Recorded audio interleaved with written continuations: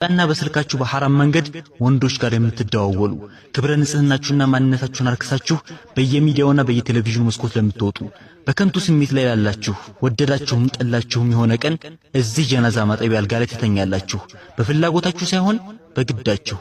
አስተውይ እህቴ፣ እዚህ አልጋ ላይ ስትተኚ ብቻሽን ነው። ጓደኛም ሆነ ሌላ ወዳጅሽ አይከተልሽም።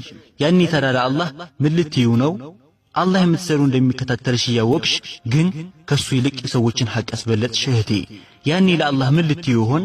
የሆነ ቀን በድንገት አጀልሽ ደርስና እዚህ አልጋ ላይ ትታጠቢያለሽ። አስተውለሽ ታውቂያለሽ። ግን እዚህ አልጋ ላይ ተኝተሽ ታጥበሽ በነጠላ ጨርቆሽ ብቻ ነው ተገንዘሽ ወደ ቀብርሽ የምትገቢው። አላህ ያዘነላቸው እህቶች ብቻ ሲቀሩ ብዙዎች በዚህ ሰዓት በሰርግ ሰዓታቸው ሰውነታቸውን የተገላለጡ ነው የሚገኙት።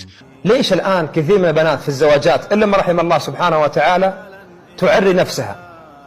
وقال صلى الله عليه وسلم صنفان من أهل النار لم أرى مثلهما، وذكر نساء كاسيات عاريات مائلات مميلات.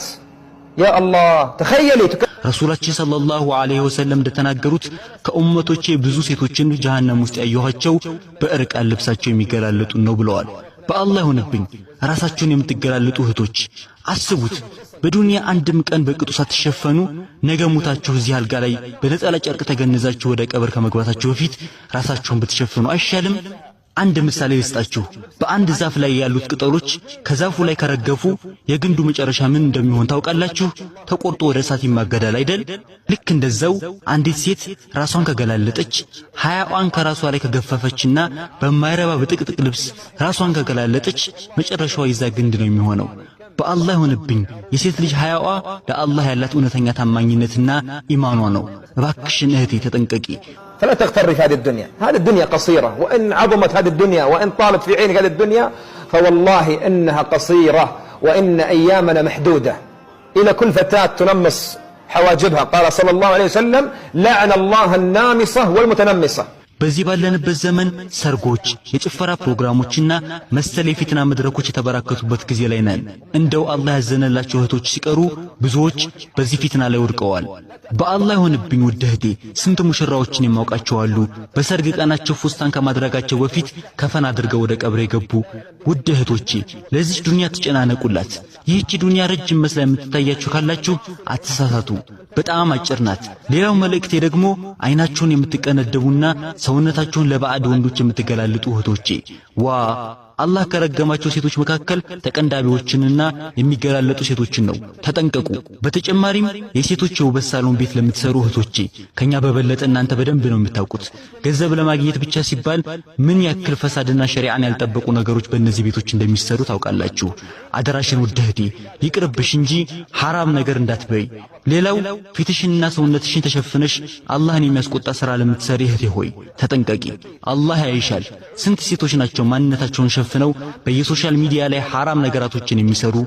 ألم يعلم بأن الله يرى، فالله يراك يا أمة الله.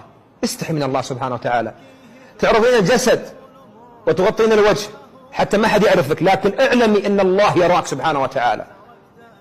فوالله كم من بنت كانت تعرض نفسها في الشات وفي مواقع التواصل الاجتماعي فقبض الله روحها وهي تعرض نفسها للشباب.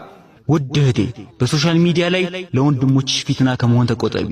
አይ አልሰማም የምትይ ከሆነ አላህን ያስቆጣሽ ስለሆነ ምናልባት ኻቲማሽ ሊበላሽ ይችላል። የዋህ አትሁኚ።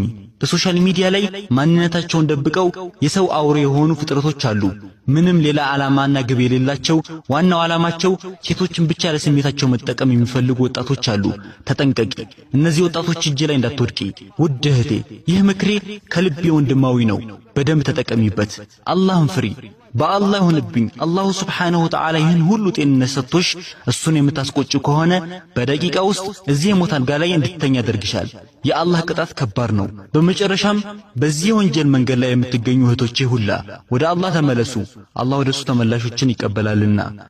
رسالة أخيرة إلى كل فتاة عاصية، إلى كل فتاة مذنبة، إلى كل فتاة زانية، إلى كل فتاة تكلم الشباب وتخرج الأسواق والمولات، أقول باب التوبة مفتوح.